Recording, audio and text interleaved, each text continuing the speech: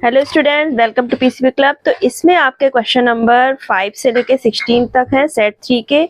जो हमारा सेट 3 का सॉल्यूशन था उसमें ये स्किप हो गए थे, तो इसमें आपको 5 to 16 क्वेश्चन के पूरे सॉल्यूशंस मिल जाएंगे। नेक्स्ट आपका 5th वाला, if a cone of greatest possible volume is hollowed out from a solid wooden cylinder, then the ratio of the volume of remaining wood to the volume of the cone hollowed out।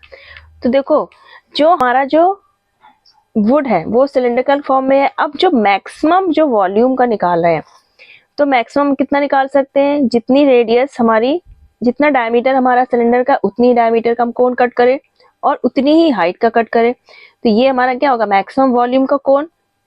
अब हमें ratio बताना है volume of remaining would और volume of कोन के बीच।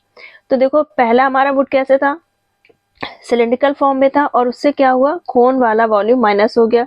तो यहाँ पे remaining would का वॉल्यूम कितना आ जाएगा, volume of cylinder minus volume of कोन। तो सिलेंडर का वॉल्यूम कितना होता है, पाई आर स्क्वायर एच, और कोन का 1/3 pi r square h, upon volume of cone रख देंगे 1/3 पाई आर स्क्वायर एच। तो हमारा कितना आ जाएगा, ये माइनस करना, 2/3 pi r square h upon 1/3 pi r square h. तो हमारा रेशियो आ जाएगा 2:1। तो आपका ऑप्शन सी क्या हो जाएगा, सही हो जाएगा। नेक्स्ट है आपका, if the mode of some observation is 10 and sum of mean and median is 25, then the mean and median respectively are. तो इसको हम लोग कैसे सॉल्व करेंगे, वो फॉर्मूला क्या पता है, 3 median equal to mode plus 2 mean. ठीक, मोड हमें दिया है 10, मीन प्लस मीडियन का टोटल दिया है 25। तो हम मीडियन इक्वल टू क्या लिख सकते हैं, 25 माइनस मीन। ठीक है, तो हमने मीडियन की जगह क्या लिख दिया, 25 माइनस मीन प्लस 10 आपका मोड दिया है, प्लस 2 मीन, 3 का मल्टीप्लाई किया, 75 माइनस 3 मीन इक्वल टू कितना आ गया, 10 प्लस 2 मीन। अब 10 इधर ले जाएंगे, माइनस हो जाएगा, माइनस का 3 मीन इधर जाएगा, तो 2 मीन और 3 मीन क्या हो गया, ऐड हो गया। तो यहाँ पे कितना हो गया, 5 मीन, ये आपका 65। तो मीन हमारा कितना आ जाएगा, 65 डिवाइड बाई 5, 13 आ गया। मीडियन हमारा क्या था, 25 माइनस मीन, तो ये आ गया हमारा 12। तो हमारा ऑप्शन कौन सा सही हो जाएगा, बी। 13 हमारा क्या था, मीन, और मीडियन कितना था हमारा, 12। 7th है, if the maximum number of students has obtain 52 marks out of 80, then. तो देखो, जो मैक्सिमम जो रिपीटेशन होता है, ठीक है, तो वो हमारा क्या होता है, मोड। तो ये हो जाएगा आपका 52 is the mode of the data. तो आपका सी ऑप्शन सही होगा। System of equation y plus a equal to 0, 2x equal to b has. तो यहाँ पे आपका ऑप्शन सी सही हो जाएगा। देखो, यहाँ पर अगर हम y इक्वल टू क्या हो जाएगा, 0 माइनस ए आ जाएगा, और यहाँ पर 2x इक्वल टू बी, तो x इक्वल टू क्या आ जाएगा, b/2। तो x की वैल्यू b/2 और y की वैल्यू माइनस है। तो आपका सी ऑप्शन इसका सही हो जाएगा। पॉइंट में दिया है, in a right angle triangle, right angle at A. यहाँ पर हमारा इस तरह से कुछ ट्रायंगल बना है, ए पे हमारा कितना है, 90 डिग्री दिया है, बी सी। ठीक है, अब यहाँ पे हमें दिया है साइन बी इक्वल टू दिया है 1/4। ठीक, साइन बी यानी कि ये वाला हमारा क्या होगा, बेस, और ये क्या होगा, परपेंडिकुलर। अब साइन थीटा इक्वल टू क्या होता है हमारा, परपेंडिकुलर अपॉन हाइपोटेन्यूज, यानी कि 1 आपका ये हो गया, और हाइपोटेन्यूज कितना हो गया, 4। यहाँ पे हमें परपेंडिकुलर पता है, हाइपोटेन्यूज पता है, तो हम पाइथागोरस थ्योरम से बेस निकाल सकते हैं। तो हमारा बेस कितना आ जाएगा, बेस कितना हो जाएगा आपका, 4 का स्क्वायर माइनस 1 का स्क्वायर का रूट, ये आ जाएगा आपका √15। तो ये हो गया हमारा √15। अब हमसे पूछा गया है सेक बी, तो सेक बी इक्वल टू क्या हो जाएगा, हाइपोटेन्यूज अपॉन बेस। ठीक, तो हाइपोटेन्यूज हमारा कितना आया, 4, बेस हमारा √15। तो हमारा डी ऑप्शन सही हो जाएगा, 4/√15। √0.04, तो इसका ऑप्शन आपका डी सही हो जाएगा, इर्रेशनल नंबर, क्योंकि ना तो ये परफेक्ट स्क्वायर है, और ना ही ये हमारा ये टर्मिनेटिंग नंबर होगा, और ना ही हमारा ये रिपीटिंग होगा। ठीक है, Which of the following cannot be unit digit of 8 की power n where n is a natural number। तो देखो, अगर हम 8 की पावर 1 रखते हैं तो 8 आएगा, 8 की पावर 2 यानी कि 8 8 जा 64, 8 की पावर 3 यानी क्यूब करते हैं तो 512, 8 की पावर 4 किया तो 4096, 8 की पावर 5 किया तो 32768। ठीक, यहाँ पे फिर से रिपीट होना शुरू हो गया, लेकिन जीरो हमारा कहीं पे भाई नहीं आया। ठीक है, यूनिट डिजिट में, तो हमारा सी हो जाएगा इसका करेक्ट ऑप्शन। नेक्स्ट है आपका 12, which of the following equation does not have a real root. तो इसका ऑप्शन यहाँ पर सी हो जाएगा। यहाँ पे देखो, इसको सॉल्व करेंगे तो क्या हो जाएगा, एक्स स्क्वायर माइनस 1। ठीक है, तो ये हमारा क्या है, रियल रूट नहीं। यहाँ पे एक्स इक्वल टू क्या हो जाएगा, 0। यहाँ पे आपका कितना हो जाएगा, 2x इक्वल टू 1 उधर जाएगा 4, तो x इक्वल टू 2। यहाँ पर हम x स्क्वायर कॉमन ले लें तो क्या हो जाएगा, x प्लस 1। तो यहाँ पे x इक्वल टू 0 और x इक्वल टू -1।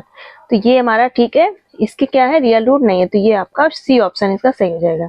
13 में दिया है, if the zeros of the polynomial ax square plus bx plus 2a upon b are reciprocal of each other. Value of b आपको पता करनी है। तो देखो हमारे क्या है, जीरोस क्या है, रेसिप्रोकल, यानी कि एक अगर हमारा अल्फा है तो दूसरा क्या है, 1 अपॉन अल्फा। ठीक, या आप a या b कुछ भी मान सकते हो। तो अगर एक a मानेगा तो दूसरा क्या हो जाएगा, 1 अपॉन a। अब यहाँ जो हमारा प्रोडक्ट होता है जीरोस का, वो क्या होता है, c अपॉन a, यानी constant term upon coefficient of x square. तो यहाँ पे कांस्टेंट टर्म कितना है हमारा, 2a अपॉन b।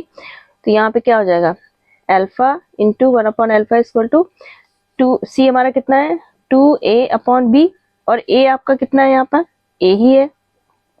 ठीक, तो यहाँ पे क्या बचा आपका, a से a कैंसिल, अल्फा से अल्फा कैंसिल, तो b इक्वल टू क्या आ जाएगा, 2। तो हमारा आंसर क्या हो जाएगा, a हमारा सही हो जाएगा। The distance of point p 3a 4a, the distance of point p coordinate दिए 3a और 4a फ्रॉम y एक्सिस। तो देखो जब भी हम y एक्सिस से डिस्टेंस लेंगे तो हमारा क्या होगा, x कोऑर्डिनेट वाला, तो यानी कि 3a हमारा सही हो जाएगा। 15 दिया है यहाँ पर आपको, यहाँ पर दिया है पी क्यू एक्स वाई और बी सी, तीनों हमारे क्या दिए हुए हैं, पैरेलल। हमें बताना क्या है, पी दिया है, पी एक्स दिया है, एक्स पी दिया है और क्यू वाई दिया है। हमें बताना है ए क्यू प्लस सी वाई। तो देखो सबसे पहले हम क्या करेंगे, आप ए पी क्यू और ए एक्स वाई ये दो ट्रायंगल चूज करेंगे। हम ट्रायंगल ले लेंगे ए पी क्यू और हम ले लेंगे ए एक्स वाई।